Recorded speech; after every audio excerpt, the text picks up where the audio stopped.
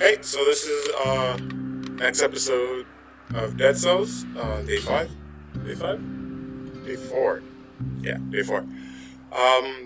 Today I thought I would instead try the daily challenge. First, it's only gonna take like 5 minutes. I think this is the max time on it, so I just want to give this, and then we'll hop back into the normal gameplay. I just thought I'd give this a whirl. But what was I talking about yesterday? Uh, fuck me. Go down. So, in the daily challenges, you want to just be as fast as possible, but you also want to rack up a lot of points. And if you're just starting out, actually the daily challenges are actually a really good way to sort of practice your just going by fast and things like that. Another thing in the daily challenges is every single one of your things gets upgraded at once.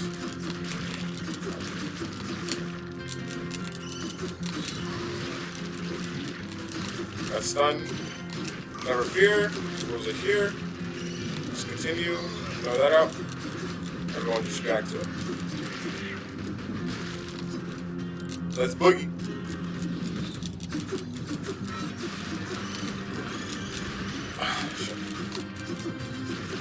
Just normal. Nope, throw out one of those. It's all the way over there. Sweet. Go over there. Give me boot. So these boots actually allow you to jump on enemies' heads. But, no. Fuck. Leave me alone. I kicked it. Alright. That was the daily challenge. I'm done with that. Alright.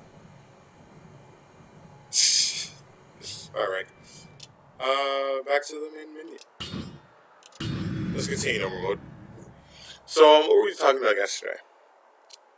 Oh yeah, Adventure Time.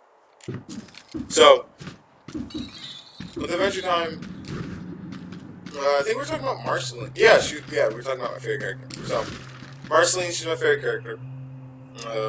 They already explained why I like her. She's just a fun character who has a lot of interesting backstory, and how her story develops is just extremely interesting and intriguing. Let's see if we can fight the other boss today. Yeah. Right.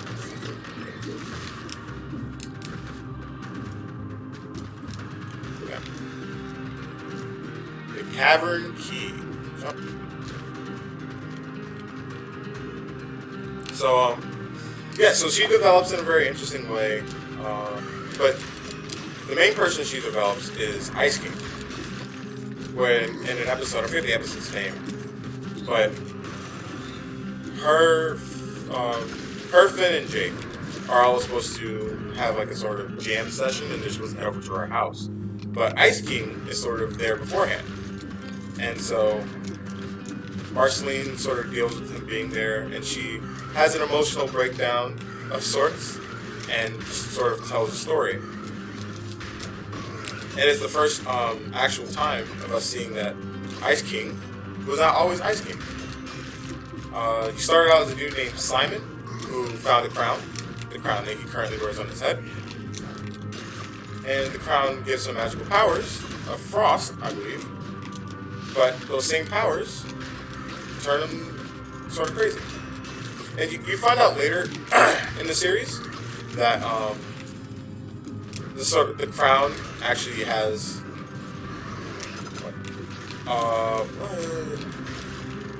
so you find out that the reason the crown makes the wearer crazy is because the crown can grant any wish that the sort of bearer wants, right? So if you want to wish for a ton of magical ponies, the crown will grant you that wish. And so this crown was created for the purpose of stopping the comet that killed the dinosaurs, right? So what was his name? I think his name was Evergreen. I think was the name of the guy who made the first crown, and the dude had a assistant, right? That assistant's name was Gunther. And so Gunther wishes for, I think, everything that he ever wanted, or whatever. I don't know. He ends up becoming, he ends up wishing to have, like, Ice King's powers. Well, Evergreen's powers, and in turn, the crown grants him the power that he believes that Evergreen has. So he just gains a bunch of just ice powers. And he uses it to stop the Earth from destroying, but he doesn't use it to save the dinosaurs. All the dinosaurs still die, but at least the Earth isn't destroyed. And so it's an interesting way of developing a character who wasn't supposed to just be like a Joker for Batman. No, would it be? No, it's more because he's a really joke. Like, because Adventure Time has some really dark villains, right? But Ice King was always supposed to be a very juvenile, ha ha ha, like funny type dude. Wait, why is everything selling for one?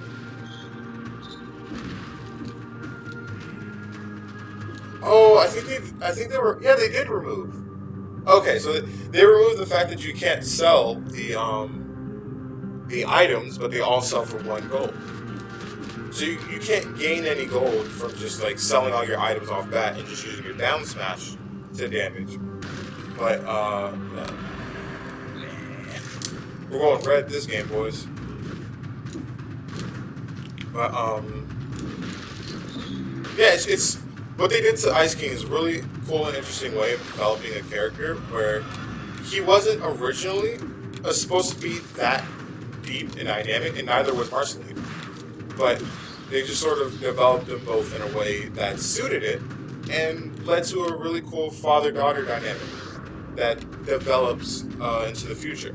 Where after the show ends, you see that Simon sort of goes out of his way to find Betty, but also sort of treats what's her face? What's her face? Wait, what sets things on fire?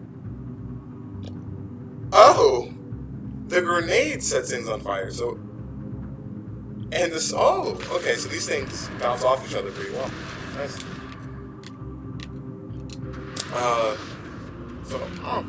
Adventure Time, my favorite show, like hands down, my favorite just show because I grew up with it. It developed as this really cool and dynamic sort of not buddy cop, but oh wait, fuck! I was supposed to go down to the ancient sewers.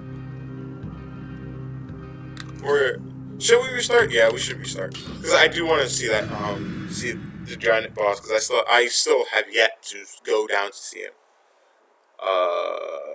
Because I always forget to go into the to the toxic sewers. I always forget to do that. Let's get this. So we're gonna play this first one a little bit fast and loose.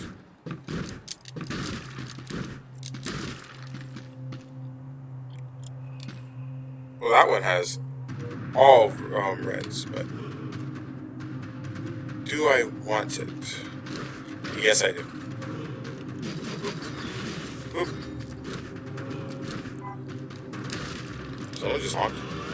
Oh, don't forget this.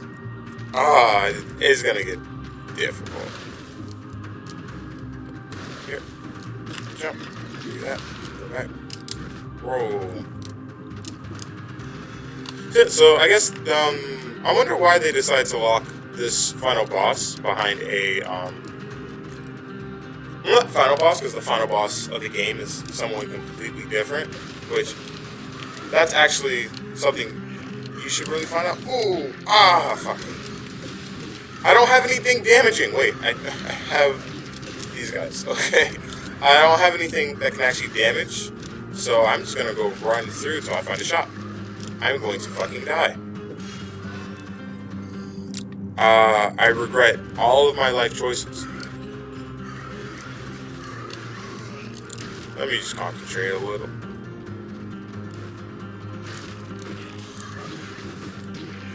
I'm gonna fucking die. We shouldn't have abandoned the first one.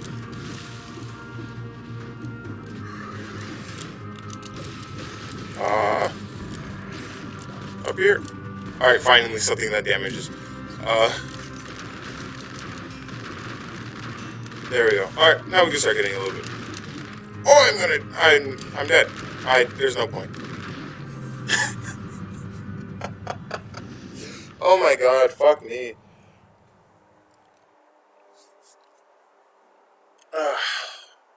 This one might be a long episode. But,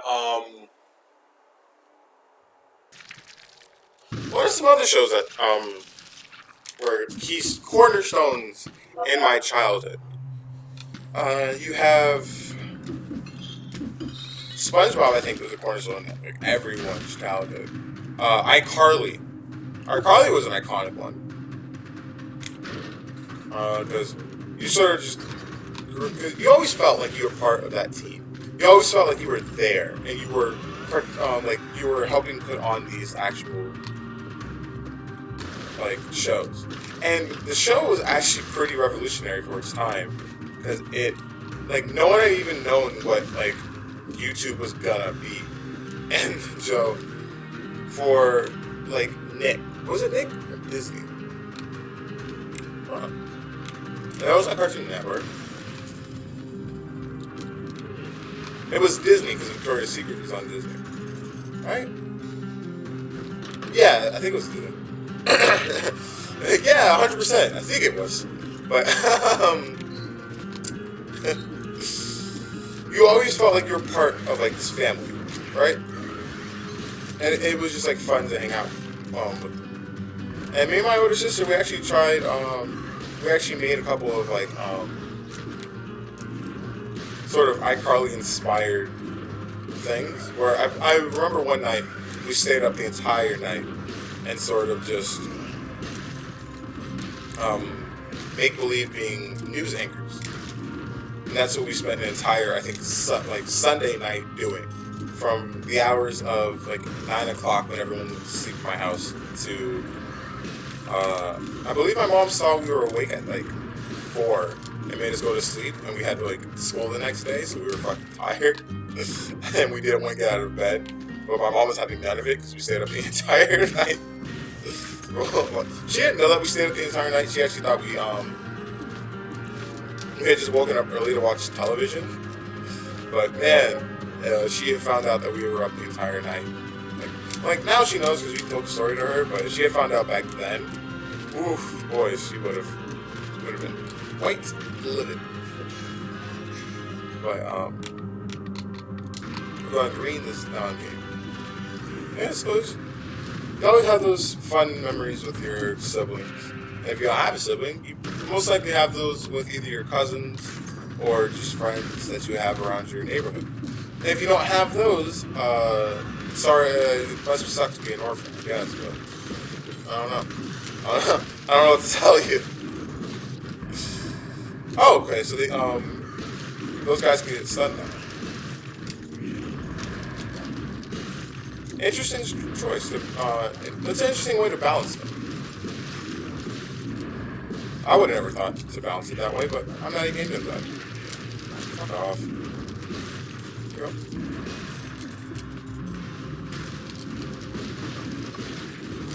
Oh my god. That is so much. Poison does so much damage.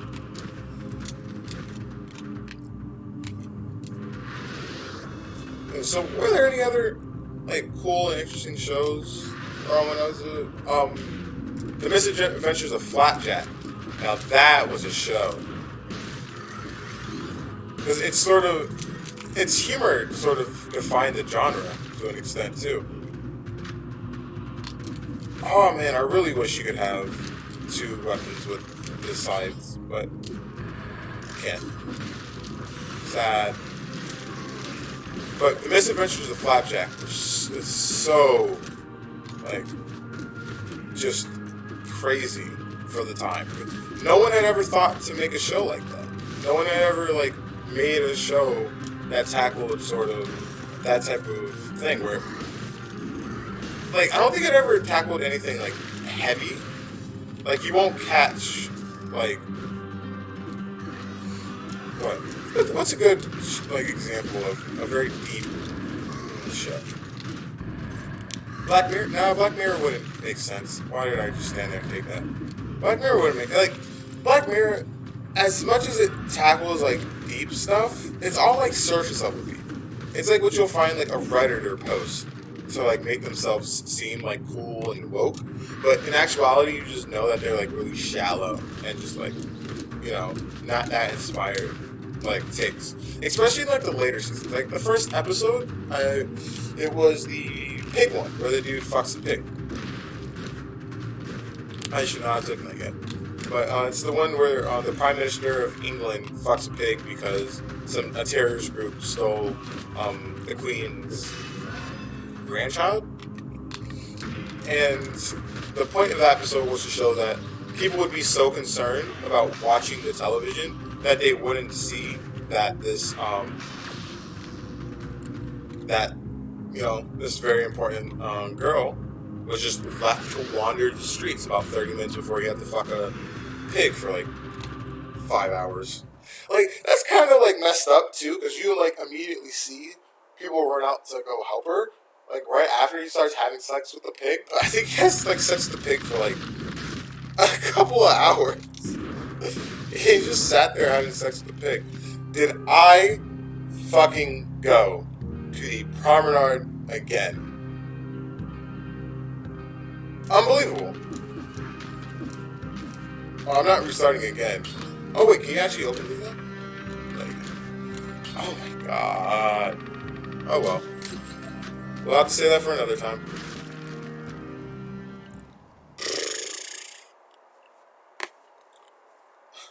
What was I talking about?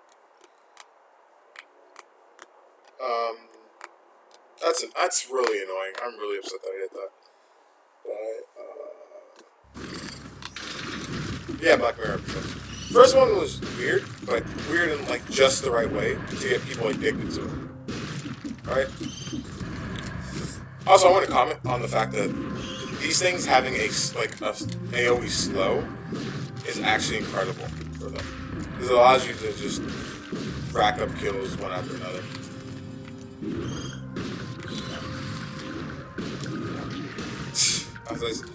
I say that, you have to get a kill first before you can start using it, but it's really good. What was the second episode? See, I can't remember them in direct order. I don't think really much people other than, like, the fanboys would be able to say them, like, the plots of each one in chronological order. But as it got on, it got more to like the surface level woke stuff, where it's like, oh, if I like fucking my friend in a game, does that mean I am gay? And like, I don't think that means you're gay. I just like, because human emotions are a lot more complex than that. Oh, okay. Yeah. So that's what I was looking for. But human emotions are a lot more complex than that. They're a lot more three-dimensional than I fuck man in game. Well, I fuck man, therefore I'm gay. Like, okay. In the real world, you have an argument there. You know, if you fuck a dude, you're probably gay. Nothing wrong with being gay. It's just like, you know, you fuck a dude, you're probably gay. But at the end of the day, who gives a shit? Alright? You fucked a dude. Who hasn't? You know what I mean? It's like... Oh wait, why are these open?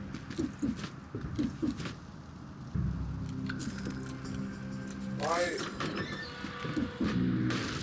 Okay. Why did I just stand there like that? Okay, I think I actually might go... Lifesteal this game. Might go like the vampiric route. Should be fun. But like, oh, that show is just weird.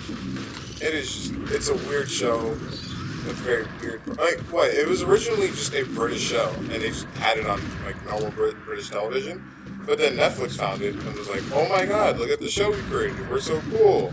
And American audiences were like, oh my god, look at the show Netflix created. Aren't they the coolest? And British shows are like, British shows. British people, or the people from the British Isles, were just like, dude, this has been like in our area for like the longest time. Come on now.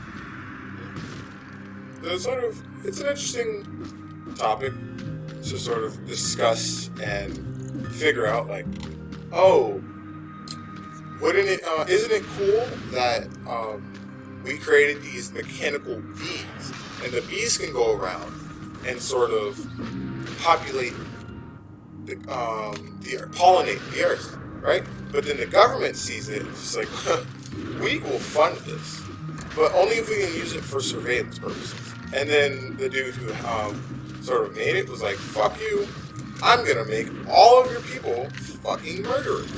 Which, okay, I'm not British.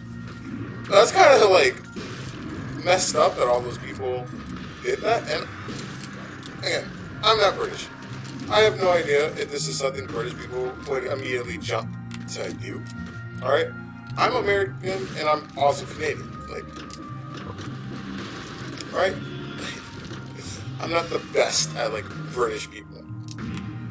So it's like, it's a little weird. That like a bunch of people just jumped at the idea of voting for these people to die. But it's a good premise, and it sort of shows people that, yeah, when you start making these type of things, people are going to use them for nefarious reasons. The government's going to spy on you. The government can do all this stuff to you if they wanted to. They could use it to, like, just straight up murder people if they really wanted to. Not saying that the government, necessarily wants to, but I'm also not saying that the government wouldn't want to, because that's a brilliant use of a government project, to use it to track down and possibly assassinate enemies of the state.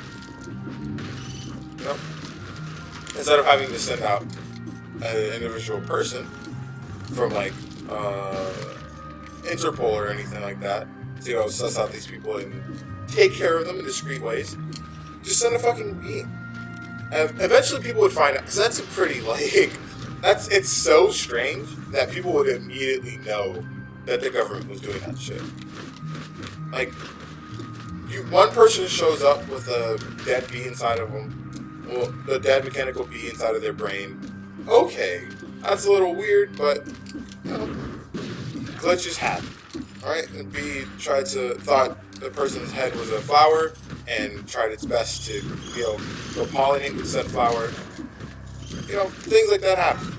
I personally don't know how the fuck it would happen. That's a pretty sizable glitch. You should probably start telling people about it immediately. Oh my god, fine. But glitches like that, they happen.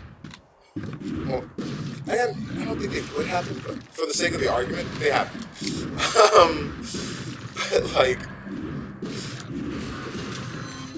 once you start getting it to the point where anyone can be killed by it, as long as their face is in a database, then you're starting to get into the evil Dr. Doom type shit, where it's like, why the fuck do you have this, right? So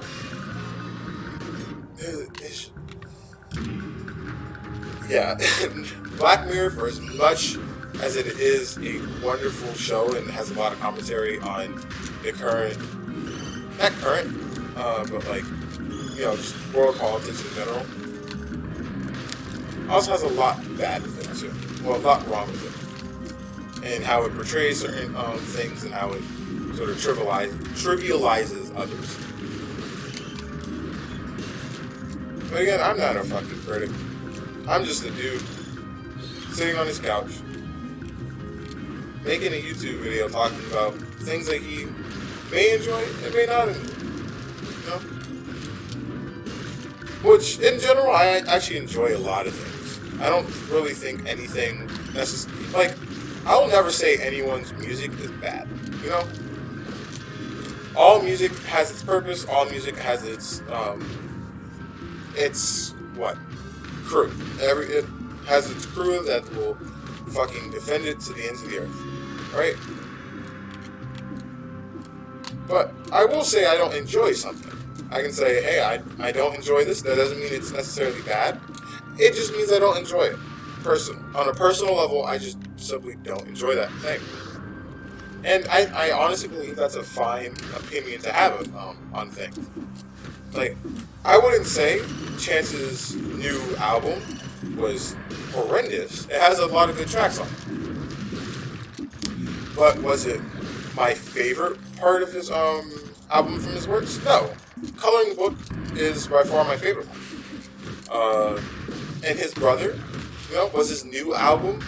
They released in like 2018. But was that album bad? No. I just think Broad Shoulders, I personally liked it better.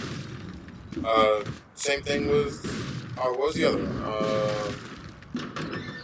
Growing Up Fairy Tales is a track on that album. I forget what the name of the album is. But I personally enjoyed that album a lot better. I should probably, before I leave, I should go take that. Oh wait, I should actually also go see if I can get gold. I can get gold, but so Chance's album, he'll learn from it, right? Like, he's gonna see, okay, this stuff doesn't work, right? I probably shouldn't release an album that's like an hour and 45 minutes long. That's probably not something that people enjoy watching. Just on a personal level. Is this better? I think it's better than this one.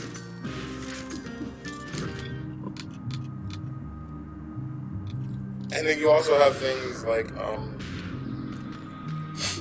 Eminem's album. What was it? Revival. I wouldn't say that shit was fucking garbage, but it wasn't his best line of work. It was, in my opinion, his least successful venture out into the musical field. But I wouldn't say it was like garbage. There's a few good tracks on it. I did like his sort of pop tracks on it, and I did think it was very Eminem to do. The dude's human, right? Oh, I forgot to fucking heal. Oh my god. Let's continue. Fuck me. I was like, why am I not at full health? I didn't take the med pack. Oh, god. I gotta start paying more attention. I've been forgetting all these things.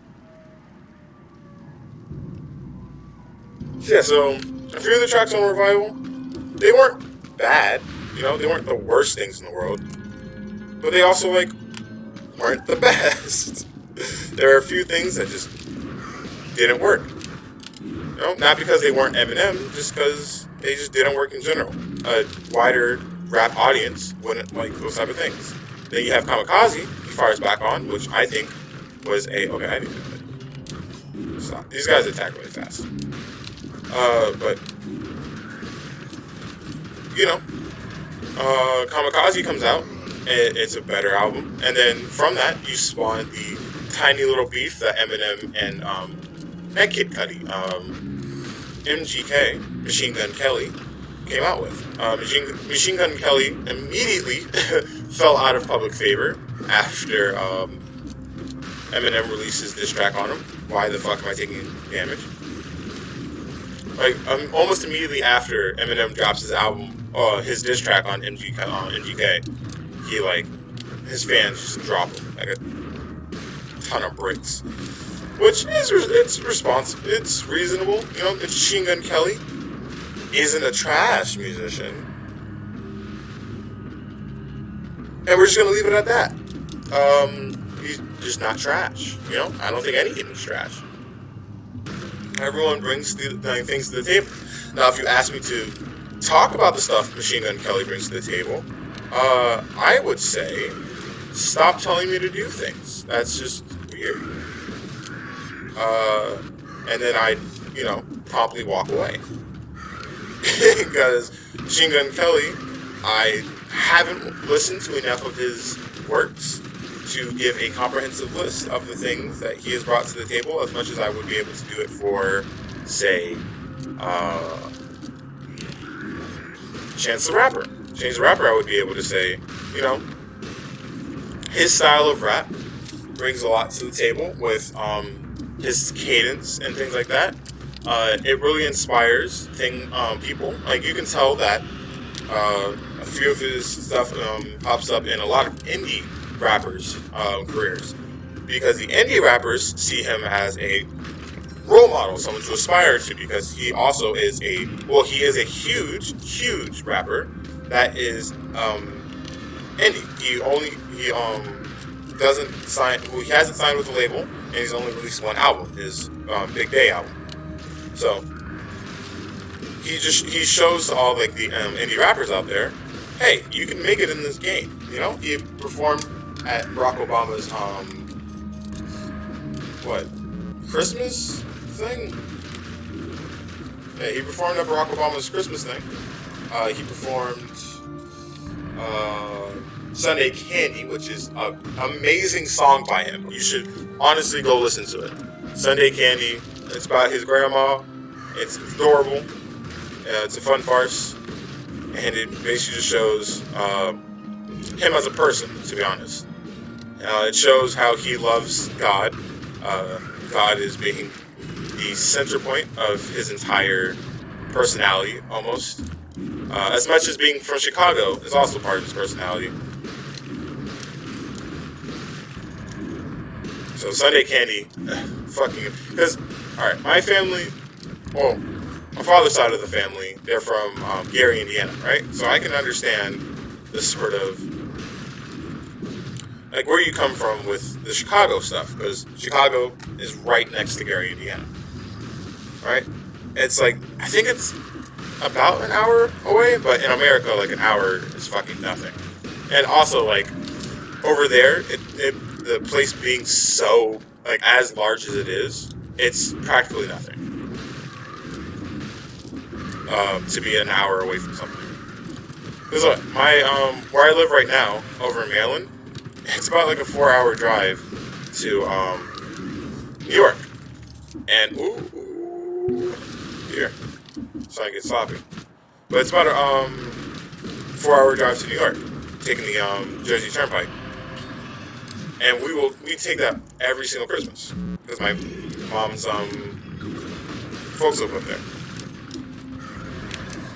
So every Christmas you just head up to New York, spend Christmas Day with them, head over to New York City, New York City proper, and just sort of hang out there for the day.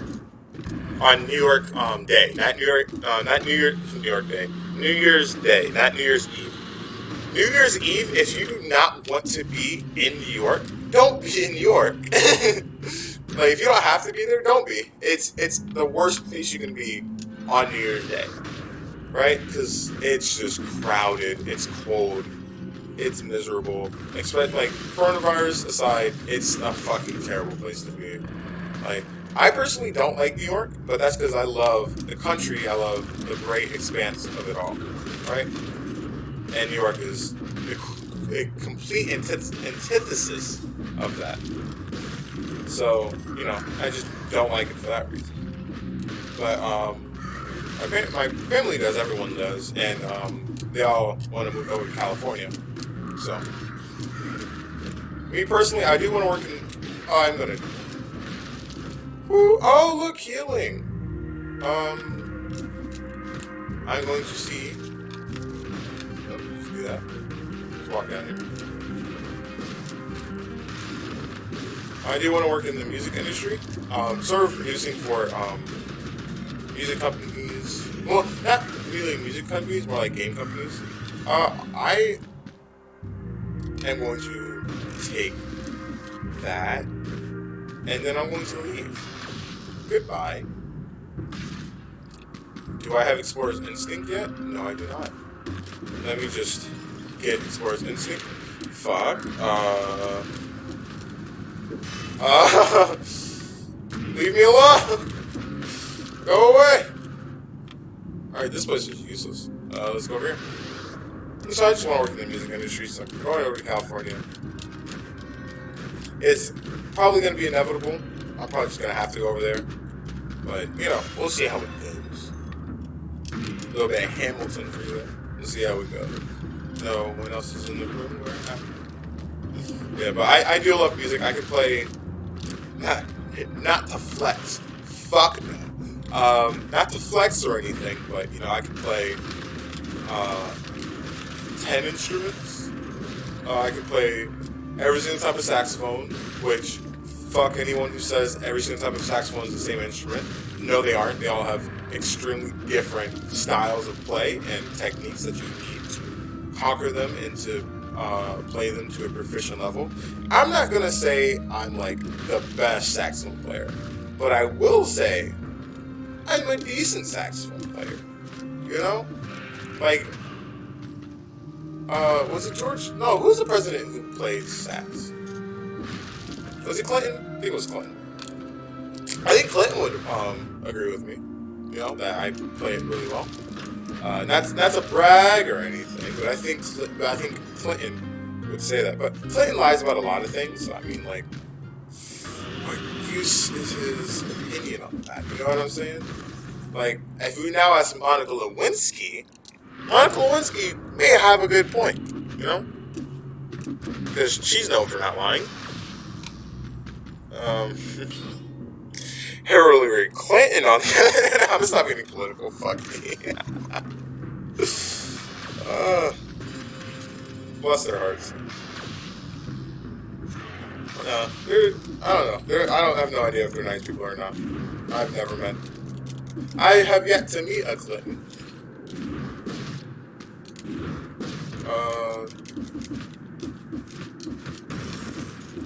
So what was I even talking about before? Like, I get on Bill Clinton and playing music. I have no idea, but all I know is I was having fun while doing that tangent. That's really all you can say. You know, as long as you're having fun, no one can take that away from you. Also, I want to head up to there because there's a shop up there. As long as you're having fun and you're enjoying what's happening, like, who cares? You know? You always see these people like, oh no, you gotta, like, what's his face? Ninja saying, the phrase "it's just a game" is such a weak mind. Like, fuck off with that, alright? Like, you play games for your job, right? He plays games for his job. Now, I'm not shaking the earth with that statement. It's just fact. And his job is just to baby raise at a bunch of kids playing video games. Well, I think now he's off of Fortnite. Fortnite has fallen far from grace after they released a couple of patches, I believe, that like the player base didn't really vibe with. I can respect, you know, if a game releases updates that you don't agree with, you have full right to just walk away and say, I do not agree with this, you know? Too bad people don't do that with League of Legends, otherwise I think they'd get their shit together. You know, that's neither here nor there. I still play League of Legends I play League of Legends at least once a day. I'm not even gonna front. I play it at least once a day. It's a fun game, but God does it have issues. It has a fuck ton of issues. And most of them you just can't overlook. Like what? Currently right now, if coronavirus hasn't already dated this, Wukong is probably like the most broken champion in the game. Fuck off. Fuck off! Alright, I'm gonna pay attention because I'm about to botch this. Alright, dodge. Here, dodge. Get on the other side. So Wukong is the most broken champion in the game, right? And Riot with their 200 plus years of game design experience, expertise, more like it, they decided that Wukong should have an ult that you can trigger twice, right? So that means that if he's in trouble, all he has to do is ult you, right?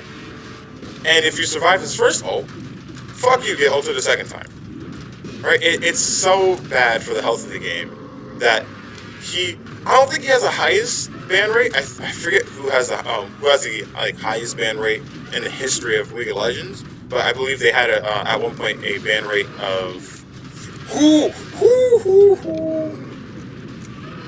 dodge. There you go.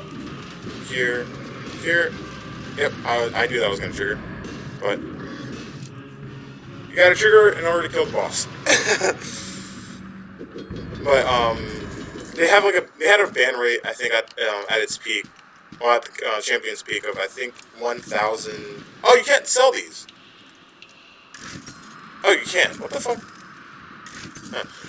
They had a ban rate of, I believe, 123, I believe, was the ban rate,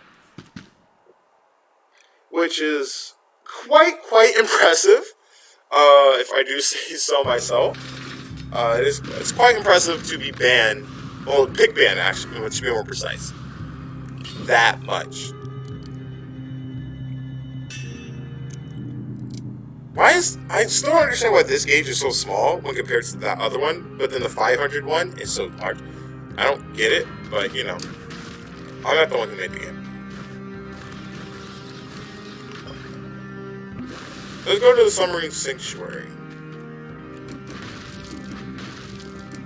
But, yeah, Wukong is sort of annoying right now, so. Well, they are planning on nerfing him, but I really do believe a good nerf for him, which would be to nerf him by granting a debuff on an enemy that if they get knocked up by his ultimate once, they have like a 5-second like debuff that prevents them from being knocked up by their ult again, right? And so that allows the enemy to purposely tank one of his spins, and then like deal tons of damage afterwards. Which I personally believe with my silver ass that it'd be a good and that's it. It'd be a good nerf. But that's all for today, so I'll see you guys next time.